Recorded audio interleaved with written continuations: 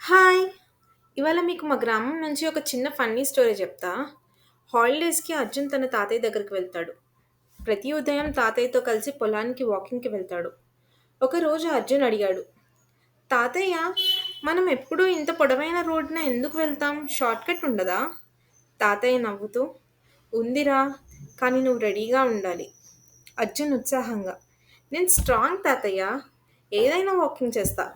తాతయ్య, సరే, ఇక నువ్వే చూస్తావు. అందుకే వారు ఇంటి వెనుక ఉన్న పొడవాటి గడ్డి మధ్యలోకి వెళ్తారు.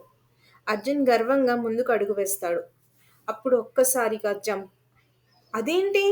అక్కడ డజన్ల కొద్ది మేకలు. అన్నీ అర్జున్ వైపు సెక్యూరిటీ గార్డెన్స్లా చూస్తాయి.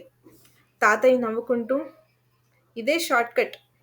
వీళ్ళ ఇంటర్వ్యూ పాస్ అయితేనే పొలాలకు చేరతాం. మేకలు అర్జున్ జేబులు మొత్తం వాసన చూస్తాయి.